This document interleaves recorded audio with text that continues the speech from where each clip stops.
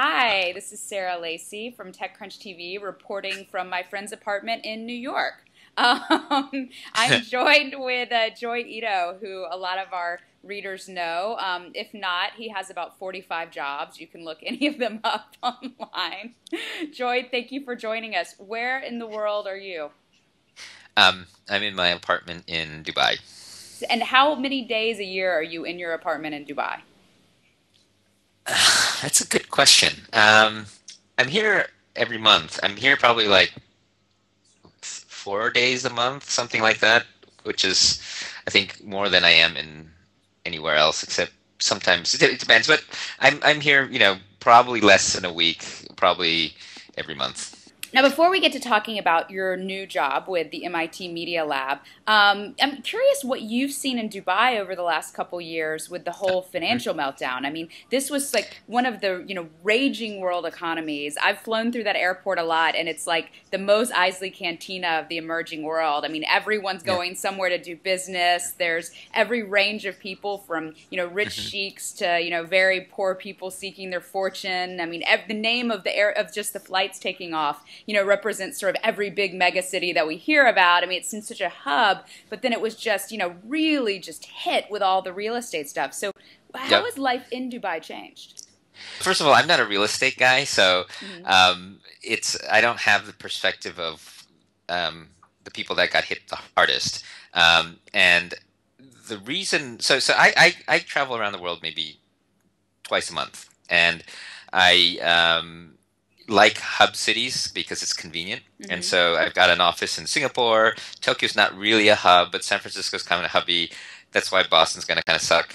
And Dubai is the perfect hub for the region, right? So Dubai is really first and foremost, it's a port, right? And their main core business that they're really good at is logistics. And so they ship things in and ship things out, and they're kind of the neutral sort of and they've invested a lot of money and energy into building ports and free zones and things like that. And so living in Dubai is really kind of like living in O'Hare. I mean, Uh-huh. it's a little bit rude, but the reason why Chicago is kind of cool, and actually Chicago has a lot of culture. But one of the great things about Chicago is it's kind of in the center of all kinds of Hmm. things, right? And you can get to a lot of places. And so for me, while Dubai has a lot of great food, a lot of great people, a lot of interesting things, really Dubai is my sort of home base from where I go to places like Syria or Lebanon or Hmm. Jordan or Qatar, and it's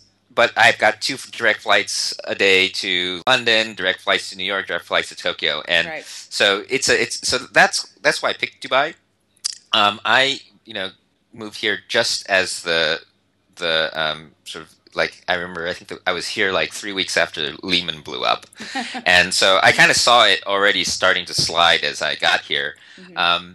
And personally, I find that I build the best relationships when things are tough. Like my Oh, my favorite absolutely. investments in Silicon Valley, like Six Apart and all, they all happen when no one else was there, right? So Hmm. I find, even whether I remember during the boom in Japan, when people can make money doing nothing, Hmm. a lot of people end up making money doing nothing. And hanging around with a bunch of people who are doing nothing isn't really that interesting. And those kinds of relationships don't last, and those kinds of businesses don't last. And so So for I'm going to me, argue you're not spending a lot of time in Silicon Valley right now, because a lot of people would argue it's easy to make a lot of money doing nothing at this point. so I'm on the phone with Silicon Valley a lot, and I don't want to diss Silicon Valley too much publicly, but it's actually not on my calendar at all.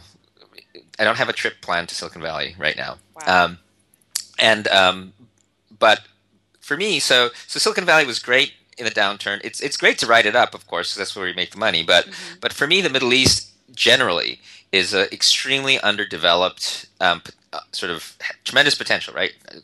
Hundreds of millions of Arab speakers, lots of money, overthrows of governments going on, lots of young people, and very, very underrepresented globally, and then Japanese and Americans underrepresented in the Middle East. Hmm. And so for me, the Middle East generally is a really interesting thing, and I'm not really answering your question, but to get back to your question, so I think that the downturn was generally good for Dubai in the long run because it kind of brought the sanity back. It sent away a lot of the people who were really short term and opportunistic.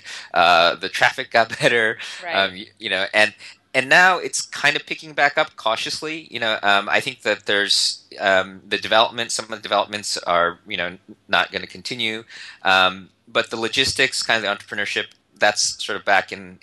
And I can feel the mood is sort of waking up, but it's good because I got here just as it was crashing. I sort of was here through the crash, and then I got to meet a lot of people who kind of the people who sort of stayed around, Right. and now it's relatively stable. I don't think it'll ever. I'm not sure. I hope it doesn't ever get back to the kind of boomtown thing that was going on.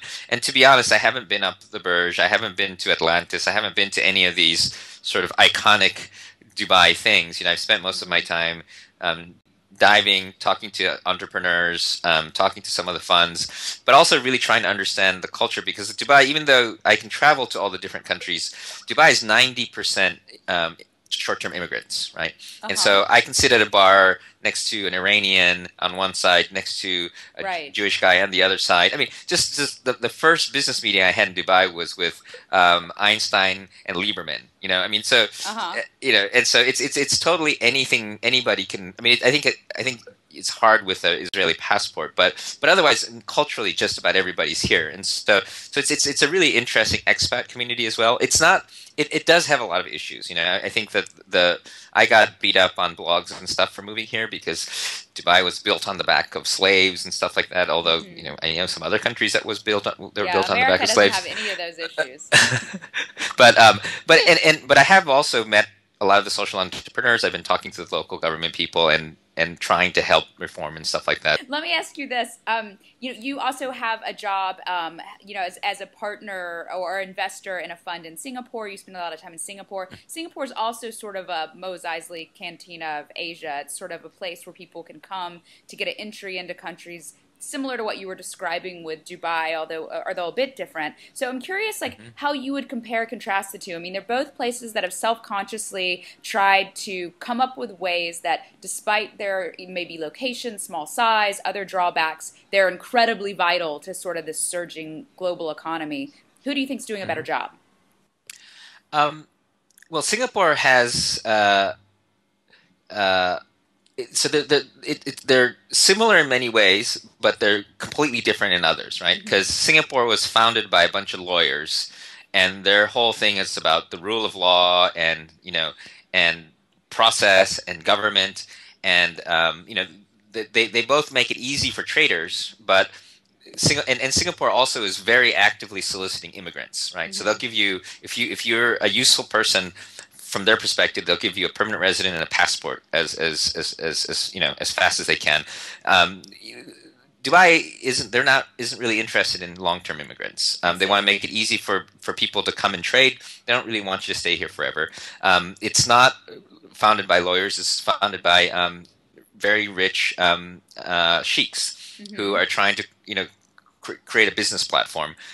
They are thinking now longer term, trying to think about how do they develop the capability of doing other things, and they've been exploring all kinds of things. They're investing in education. There's a lot of young Arabs and things like that. But the fundamental kind of the government is very different, right? First Right. of all, and so Singapore is all about rules, whereas Dubai is all about not having too many rules. Hmm. Um, but the similarity is that they're fundamentally friendly with a huge number of partners who can't trade directly, Right. and so Singaporeans are really good at trading with the Chinese. They're good at trading with the Japanese. They're good at trading with the Americans. They're kind of an interface to a bunch of cultures, and Dubai Right. is very good at that, right? Dubai can trade with, well, now that the U.S. State Department's cracking down a lot less, but they're like the way you would get into Iran. They were the way you get into the Saudi Arabia.